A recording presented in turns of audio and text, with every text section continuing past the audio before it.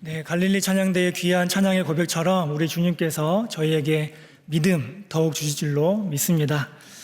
오늘 저희는 설날을 목전에 두고 예배 자리에 나왔습니다. 이번 설을 맞이하면서 여러분 한 분 한 분의 가정 위에 하나님의 크고 놀라우신 복과 은혜가 함께 하시기를 바랍니다. 오늘 말씀은 표면적으로 볼 때 솔로몬과 술람미 여인의 사랑의 고백을 주고받는 것처럼 보이는 시입니다. 솔로몬이 술람미 여인에게 나의 사랑, 나의 어여쁜 자야, 일어나서 함께 가자라고 고백하는 거죠.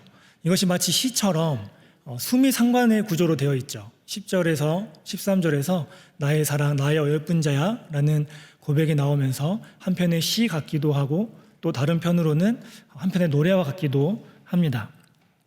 이 본문을 그 자체로 표면적으로 문자적으로 보이는 이 자체로 또 저희가 묵상하고 또 즐기는 것도 참 좋은데 오늘 우리는 이 말씀을 조금 다른 차원에서 살펴보고자 합니다. 먼저는 마음 건강의 차원인데요. 혹시 여러분 이런 말 들어보신 적 있으신지 모르겠습니다. 이 마음이 건강한 사람은 외부 환경의 변화에 민감하게 반응한다는 말이요. 마음이 건강한 사람은요, 이 외부에서 주어지는 자극에 민감하게 반응한다는 것입니다. 그래서 이 마음이 건강한 사람은 계절의 변화에도 민감하게 반응한다고 합니다. 그래서 아주 추운 그 한파의 날씨에 길에 나가면 이런 분들 있죠. 아우 추워 죽겠네 하시는 분들 있잖아요. 그런 분들은 예민한 분이 아니라 실은 마음이 건강한 분이라는 거죠. 또 오늘 아침에는 날씨가 많이 풀렸죠. 그래서 오늘 나오시면서 아우 너 오늘 너무 덥네 하면서 이제 좀 겨울 옷을 좀 정리해야겠어 라는 그런 마음이 드셨다면 마음이 건강하시다는 증거입니다. 다시 말하면 마음이 건강한 사람에게는 계절의 변화에 대해서 설명해 줄 필요가 없습니다. 왜 그렇죠? 이미 본인이 피부로 몸으로 계절의 변화를 깨닫고 있기 때문입니다. 그런데 오늘 말씀에서 화자는요, 이 상대방에게 계절의 변화에 대해서 반복적으로 말하고 있는 것을 볼 수가 있습니다. 오늘 먼저 아가 2장 11절 보시겠습니다. 겨울도 지나고 비도 그쳤고. 아마 이 말을 듣는 사람은요, 봄이 이미 왔는데도 불구하고 그 변화를 알아차리지 못한 것 같습니다. 그래서 겨울도 지나고 라고 말을 합니다. 겨울 다음에는 봄이니까 겨울이 지났다라고 직접적으로 말해주는 거죠. 그리고 실은 비도 그쳤고 라는 말도 겨울이 지났다는 말에 다른 표현일 뿐입니다. 왜냐하면 팔레스타인 지역에서는 겨울이 곧 우기이고 우기가 곧 겨울이기 때문이에요. 즉 비가 그쳤다는 이야기는 이제 겨울이 지나가고 봄이 왔다라고 하는 표현입니다. 그런데 문제가 있어요. 이 봄이 왔다는 말을 2번 반복해도 이 듣는 사람이 알아듣지 못하는지 한 번 더 반복해서 말합니다. 2장 12절 말씀인데요. 지면에는 꽃이 피고 새가 노래할 때가 이르렀는데 비둘기의 소리가 우리 땅에 들리는구나. 지면에 꽃이 피었답니다. 꽃 피는 봄이 왔다는 이야기죠. 비둘기 소리가 들린대요. 이 팔레스타인 지역에서 비둘기들은 이 겨우 내에 따뜻한 지역으로 갔다가 이제 겨울이 지나면 다시 이 팔레스타인 지역으로 돌아와서 지저귀는 거죠. 그래서 11절과 12절에 연달아서 계속해서 봄이 왔어, 봄이 왔다고 라고 말하고 있는 것입니다. 그런데 여기에서 부족했는지 한 번 더 말해요. 13절 상반절 한번 읽어드리겠습니다. 무화과 나무에는 푸른 열매가 익었고 포도나무는 꽃을 피워 향기를 토하는구나. 이 팔레스타인 지역에서는요, 이 무화과 나무의 열매가 봄부터 열립니다. 그리고 포도나무는 그 열매는 여름 이후에 맺히지만 그 꽃은 늦 봄부터 꽃이 핀다는 거예요. 그래서 그 열매를 준비하게 되는데 이 본문도 이 말씀도 동일하게 봄이 왔다라고 강조해서 말하고 있는 것이죠.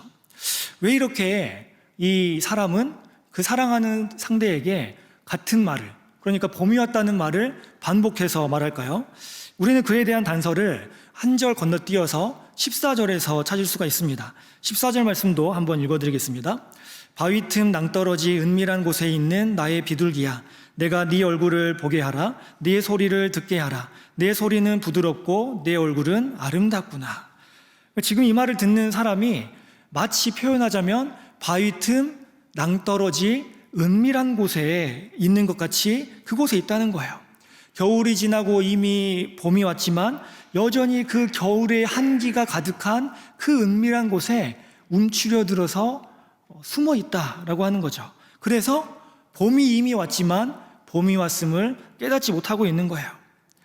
이 마음 건강의 차원에서 이 말은 실은 마음에 질병이 있다, 마음이 건강하지 못하다, 혹은 우리 오늘날의 언어로 표현하면 우울증과 같은 그러한 마음의 아픔이 이 상대방을 짓누르고 있다라고 볼 수가 있다는 것입니다. 우리가 방금 읽은 이 내용을 영적인 차원으로도 한번 살펴볼 수가 있습니다. 영적으로 오늘 본문을 살펴보면요, 예수 그리스도라고 하는 봄이 이미 우리에게 임했는데 아직 영적으로 겨울에 머물러 있는 그런 사람들을 비유해 볼 수가 있습니다.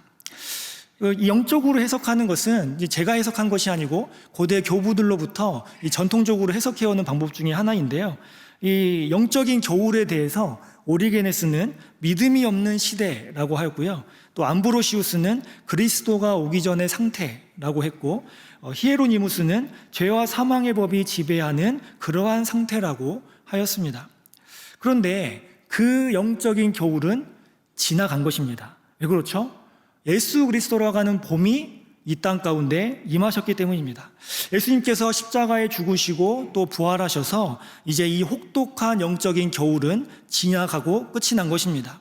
이미 우리에게 이 땅 가운데 영적인 봄이 충만하게 임하였다라고 하는 거죠. 그래서 오늘 주님께서 저희 모두에게 이렇게 말씀하시는 거예요. 내 사랑하는 자녀들아, 겨울은 지나갔다, 이제 봄이다 라고요. 이것은 단순히 위로의 말씀이 아니라 사실의 선포입니다. 우리가 여전히 춥다고 느끼고 여전히 우리의 마음은 움츠려들지라도 주님이 봄이 왔다라고 선포하시면 봄은 이미 온 것이라는 말씀입니다. 한겨울에 영하 40도까지 떨어지는 동토가 있죠. 바로 시베리아 벌판입니다. 그런데 그 시베리아 벌판에도 봄이 오면 어김없이 꽃이 핀다고 해요. 그 꽃의 이름은 복수초라고 합니다. 이 복수초는 한겨울이 지나고 봄이 오면 이 차가웠던 동토에서 싹을 틔우고 올라오는데요, 이 복수초가 자신의 힘과 능력으로 그 얼어붙은 땅을 뚫고 나오는 것이 아닙니다. 저 하늘로부터 따사로운 봄 햇살이 비추어지면 그 차가웠던 땅이 녹게 되고 이 복수초는 그 녹아버린 땅 위로 이제 고개를 들게 된다라고 하는 것입니다. 마찬가지입니다. 우리의 인생도 겨울이 끝나는 것은 우리의 노력 때문이 아니라 의로운 태양이 되시는 예수 그리스도의 빛이, 그리고 그 부활의 생명이 우리에게 임할 때, 우리의 심령마다 비추일 때 봄이 시작되는 것입니다. 우리에게 겨울이 지났음을 선포하신 주님은요, 이제 우리에게 가장 핵심적인 말씀을 건네십니다. 바로 아까 수미 상관 형식으로 반복되어 등장하는 말씀이라고 했는데요, 바로 2장 10절의 하반절 말씀입니다. 이 말씀을 우리가 한 목소리로 함께 읽겠습니다. 나의 사랑, 내 어여쁜 자야, 일어나서 함께 가자. 주님은 우리를 사랑스럽게 부르시면서 일어나라고 하십니다. 이것은 우리가 영적으로 살펴보면 자기 자신에게서 이제 빠져나오라는 초청입니다. 우리는 종종 나의 상처, 나의 고집, 나의 어떤 익숙한 죄의 습관에 갇혀서 빠져나오지 못할 때가 있습니다. 오히려 그 안에 주저앉아 있는 것이 더 편하게 느껴질 때가 있어요. 그래서 우리 주님이 우리에게 나오라고 말씀하시는데 우리는 그 자리에 주저앉아서 이렇게 말하는 거죠. 주님, 저는 여기가 더 편해요. 저는 여기가 좋사오니 그냥 이대로 내버려 두세요라고요. 그런데 주님은 우리에게 단호하게 말씀하시는 거예요. 일어나라고요. 나의 사랑아, 거기서 나와라. 너의 자리에서, 너의 자아에서, 그 좁은 감옥에서 이제 나오라고요. 웅크려 들어있던 자리, 게으름의 자리, 염려의 자리에서 이제 일어나 나오라고 말씀하십니다. 그렇게 우리를 일으키신 다음에 주님은 우리에게 함께 가자라고 말씀하십니다. 주님은 우리에게 가라라고, 너 혼자 가라라고 말씀하시지 않으세요. 함께 가자라고 말씀하시는 사랑의 주님이십니다. 여러분, 성경을 살펴보시면 이 창세기에서 요한계시록까지 하나님께서 일관되게 내가 너와 함께 하겠다는 말씀이 신실하게 기록되어 있는 책이 바로 성경입니다. 일관되게 우리 사람들에게 함께 동행해 주시겠다고 하는 그러한 신실한 약속이 담겨 있다는 것입니다. 하나하나 살펴보면 좋겠는데 시간 관계상 구약에서 두 명만 살펴볼게요. 먼저 모세입니다. 이 모세가 미디안 광야에서 40년 동안 숨어 지내고 있었죠. 인생의 그 혹독한 겨울과 같은 영적인 겨울 속에 갇혀 있었던 그에게 하나님이 먼저 찾아오십니다. 그래서 하나님께서 모세를 만나셔서 바로에게 가라고 하시죠. 그때 모세가 내가 누구이기에 갑니까? 라고 잔뜩 움츠러들어서 가지 못하겠다고 말할 때 하나님이 주신 답은 이것이었습니다. 출애굽기 3장 12절 말씀인데요. 하나님이 이르시되 내가 반드시 너와 함께 있으리라. 내가 그 백성을 애굽에서 인도하여 낸 후에 너희가 이 산에서 하나님을 섬기리니 이것이 내가 너를 보낸 증거니라. 뭐라고 말씀하시는 겁니까? 모세야, 내가 너와 함께 가겠다라고 말씀하는 것입니다. 그래서 모세의 영적인 겨울을 끝내고 또 애굽 땅에서 기나긴 영적인 겨울을 보내고 있는 이스라엘 백성들의 그 기나긴 겨울을 이제 함께 끝내러 가자라고 말씀하시는 것입니다. 그래서 결과가 어떻게 됐습니까? 이제 모세가 용기를 내서 하나님과 함께 애굽으로 가게 되고 그곳에서 겨울을 보내고 있던 이스라엘 백성들이 모세와 하나님과 함께 출애굽이라고 하는 봄을 맞이하게 되지 않습니까? 또 여호수아는 어떻습니까? 나중에 한참 광야 생활을 하다가 모세가 죽고 두려움에 떨던 여호수아에게도 하나님은 똑같이 말씀하셨습니다. 여호수아 1장 9절 말씀입니다. 내가 내게 명령한 것이 아니냐? 강하고 담대하라. 두려워하지 말며 놀라지 말라. 내가 어디로 가든지 내 하나님 여호와가 너와 함께 하느니라 하시니라. 여호수아에게도 내가 너와 함께 하겠다라고 함께함에 동행의 말씀을 약속을 해주시는 것입니다. 이뿐 아니라 성경의 인물들마다 하나님과 함께하는 대목들이 신실하게 등장합니다. 그만큼 우리 사랑이 많으신 하나님은 사람과 함께 하시기를 원하신다는 뜻입니다. 우리와 그토록 함께 하시기를 원하시는 하나님께서는 이제 마침내 사람의 형상을 입고 이 땅에 임하셨습니다. 바로 성육신 하신 거죠. 자, 마태복음 1장 23절 말씀입니다. 보라, 처녀가 잉태하여 아들을 낳을 것이요 그의 이름은 임마누엘이라 하리라 하셨으니 이를 번역한즉 하나님이 우리와 함께 계시다 함이라. 나의 사랑하는 아들아, 사랑하는 딸아, 나와 함께 가자고 말씀만 하신 것이 아니고요, 그 온 몸의 표현으로 성육신이라는 그 절정의 모습으로 이 땅 가운데 온몸으로 표현해 주신 것이 바로 예수님이라는 것입니다. 예수님께서 이 땅 가운데 오셔서 사역을 하시면서도 이 제자들과 함께 하시기를 원하셨습니다. 자, 마가복음 3장 14절 말씀인데요. 이에 12를 세우셨으니 이는 자기와 함께 있게 하시고 또 보내사 전도도 하며. 주님은 제자들을 부르셨을 때에 먼저 되는 목적이 함께 하기 위함이었다라고 하는 것입니다. 예수님의 사역 자체도 이 죄인과 세리들의 친구가 되어서 나와 함께 가자라고 손잡아 주시는 그 동행의 이야기가 바로 복음서의 이야기 아니겠습니까? 그리고 우리 주님 부활하신 후 승천하시면서 마지막으로 남기신 지상 명령도 이 약속입니다. 자, 마태복음 28장 20절입니다. 하반절 읽어드리겠습니다. 볼지어다 내가 세상 끝날까지 너희와 항상 함께 있으리라 하시니라.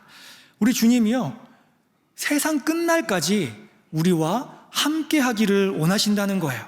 이렇게 하나님은요, 우리가 영적인 겨울에 머물러 있기를 원하시지 않습니다.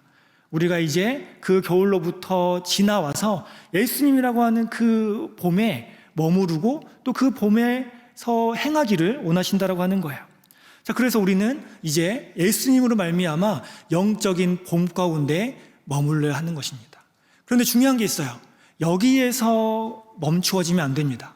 여기에서 우리의 여정이 끝이 나면 안 돼요. 자, 이제 우리는 우리의 차례로 이 말씀을 받아들여야 됩니다. 주님이 우리에게 나의 사랑, 나의 어여쁜 자야 일어나서 함께 가자라고 말씀하시는 그 사랑의 초청이 이제 우리의 입술을 통하여서 우리의 가족과 우리의 이웃에게 선포되어야 한다는 것입니다. 그렇게 할 때 우리의 그 사랑의 언어가 우리의 가족과 우리의 이웃들, 혹시 그분들 가운데 영적인 겨울 가운데 갇혀 있는 분들이 있다면, 그 웅크려 들어 있는 분들이 있다면 우리의 그 사랑의 선포로 말미암아 그들이 힘을 얻고 이제 영적인 겨울을 지나 봄으로 또 올 수 있음을 우리는 기억해야 할 것입니다. 저 역시 굉장히 혹독한 영적인 겨울을 보낸 적이 있습니다. 그때 한 신앙인, 한 그리스도인의 사랑의 말과 사랑의 행동이 저를 일으켜 세워준 경험이 있어서 이 시간 짧지만 간증을 좀 하고 싶습니다. 때는 벌써 20여 년이 돼가는 오래전의 이야기입니다. 제가 군부대에서 이제 군 생활을 할 때 이야기인데요. 제가 이렇게 비실비실해 보이실 수 있지만 사실은 이제 해외 파병도 다녀왔습니다.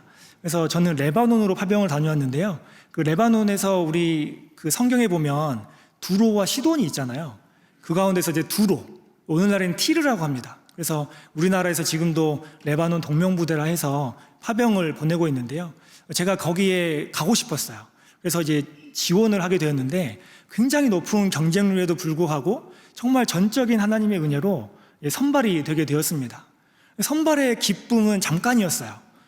선발돼서 가니까 경기도 광주에 가면 특수전 사령부 훈련소가 있거든요. 거기에서 혹독하게 훈련을 시키는 거예요. 이 새벽부터 밤늦게까지 아주 그 알짜의 훈련을 시키는 거예요. 그래서 아침에는 공수훈련을 받고 또 중간중간 주특기 교육을 받고 저녁에는 밤늦게까지 정신교육을 받는 이 빼곡한 커리큘럼이 기다리고 있었어요. 하지만 힘듦에도 불구하고 이 선발되었다는 감사와 감격이 제 마음에 넘치니까 기쁘게 감당이 되는 거였어요. 근데 하루는 일이 발생했는데요. 하루는 이제 하루 종일 교육을 받고 밤에 이제 정신교육을 받고 있었습니다. 정신교육을 받는데 너무 피곤한 거예요. 너무 피곤하니까 몸이 반사적으로 하품을 하게 되었습니다. 근데 하품을 딱 했는데 하품을 멈추자마자 이 교육을 진행하시던 그 작전지원대 대장님이 방금 하품한 인원 일어서라고 하는 거예요. 저는 순간 멈칫했어요. 난가? 아니면 다른 누군가를 보고 이 말씀을 하신 걸까?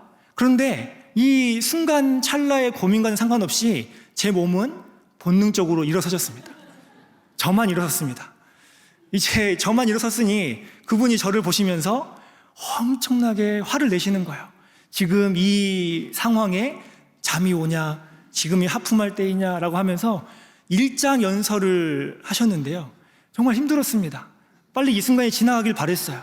그런데 더 큰 문제가 뭐였냐면요, 연대 책임을 물으시는 거예요. 제가 하품을 했으니 저희 모든 중대장님을 포함해서 중대원들에게 이 훈련소의 외곽 도로를 돌게 한 거예요. 그 밤에 새벽까지 한 3시간 정도 뛰게 하셨습니다. 그때 저의 심정이 어땠을 것 같아요? 이 쥐구멍이라도 있으면 숨고 싶고 지금이라도 짐 싸서 돌아가고 싶은 심정이 마음에 가득했어요. 그럼에도 불구하고 어쨌든 함께 뛰게 되었습니다. 뛰면서 고개를 들 수가 없더라고요.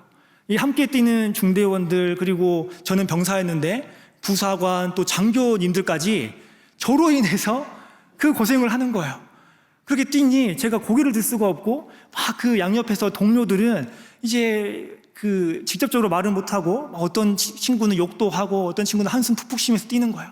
저는 정말 뛰면서 마음속에 이 달리기가 끝나면 짐 싸서 간다고 할까? 지금이라도 돌아갈까? 이러한 위축된 마음으로 정말 오늘 말씀이 나오는 그 영적인 겨울이 그 순간 충만히 임해서 너무 힘이 들었어요. 그런데 그 달리는 순간 중대장님이 달리는 그 중간에 저의 옆으로 살며시 다가오셨어요. 그러면서 저에게 하시는 말씀이, 정훈아, 힘들지? 아까 그 혼난 거 잊어버려. 굉장히 길게 말씀하셨는데 짧게 요약하면, 나도 졸았어 하면서 굉장히 저를 위로해주면서 그런데 정훈아, 포기하지 마. 나는 너가 함께 갔으면 좋겠어 라고 하면서 어깨를 툭툭 치시고 가셨는데, 저는 그 순간 이 피곤하고 힘들고 마음에 지쳤던 그 모든 것들이 훌훌 털어져 버리고 다리에 힘이 생기고 내가 충성을 다해야겠다는 그 마음이 활짝 피게 된 거예요. 오늘 말씀에 비유해보면 영적인 겨울 가운데 있다가 이 한 사람의 그 사랑의 음성과 손길에 활짝 봄으로 넘어가게 되었다는 뜻이에요. 제가 그렇게 그 달리기를 끝내고 나서 이 중대원분들에게 죄송합니다 크게 소리치고 열심히 하겠습니다 하고, 그리고는 레바논에 가서도 충성스럽게 그 모든 일들을 감당하고 올 수가 있었습니다. 여러분, 비난하고 혼내고 상처 주는 말이 사람을 살리지 못합니다. 하지만 사랑의 말, 격려의 말, 그리고 사랑의 행동, 그리고 함께 해줌이 사람을 살림을 기억하시기 바랍니다. 이번 명절에 가족들도 만나실 수 있고 또 많은 이웃들을 만나실 거라고 생각합니다. 오랜만에 만나다 보면 격렬합시고 비난도 하게 되고 또 더 힘내라고 혼도 낼 때도 있지 않습니까? 하지만 이번 명절만큼은 우리가 사랑의 언어를 한번 표현해 보면 어떨까요? 오늘 말씀에 나의 사랑, 나의 어여쁜 자라고 말하면 참 좋겠지만, 그렇게 말하면 말하는 자나 듣는 자나 부담이 되니 이렇게 한번 해보면 어떨까요? 그 대상에게 앞에다가 사랑하는 이라고만 붙여보는 거예요. 그래서 사랑하는 여보, 사랑하는 엄마, 사랑하는 아버지, 사랑하는 딸, 사랑하는 아들아 라고 사랑하니라는 말을 붙이고 한번 대화를 시작해 보시면 어떻겠습니까? 또 우리가 교제하면서도 아까 말씀드린 것처럼 비난하고 시기하고 질투하고 혼내는 언어보다는 위로해주고 또 함께 해주겠다고 말씀하고 또 용기를 북돋아주는 그러한 언어를 사용함으로써 오늘 말씀의 이 이야기, 겨울을 지나 봄으로 가는데 혼자 가는 것이 아니라 함께 가는 저와 여러분 되셨으면 좋겠습니다. 그렇게 할 때에 여전히 춥고 메마른 겨울 속에 힘겨워하고 있는 우리의 가족 중에 한 명, 혹은 우리의 이웃 중에 한 명이 우리의 그 사랑의 음성, 우리의 사랑의 그 행동으로 말미암아 이제는 영적인 봄으로 함께 가게 될 줄로 믿습니다. 기도하겠습니다. 저희와 함께 하시기를 원하는 하나님 아버지, 오늘 말씀을 통하여서 저희의 인생의 춥고 어두운 죄와 고난의 겨울이 예수 그리스도 안에서 이미 지나갔음을 고백합니다. 더 이상 과거의 아픔과 실패에 매여 살지 않게 하시고 우리에게 찾아오신 예수님의 은혜의 봄을 누리게 하여 주시옵소서. 주님이 저에게 함께 가자고 말씀하신 것처럼 저희도 누군가에게 함께 가자고 말해주는 사람이 되기를 원합니다. 지쳐있는 가족들에게 다가가 부드러운 사랑의 언어로 그들을 일으켜 세우게 하옵소서. 온 집안이 영적인 봄을 함께 누리는 복된 역사가 있게 하여 주시옵소서. 또한 고향을 오가는 모든 성도님들의 발걸음을 안전하게 지켜주시옵고 만남의 축복 또한 더하여 주시옵소서. 이 모든 말씀 예수 그리스도의 이름으로 기도드립니다. 아멘.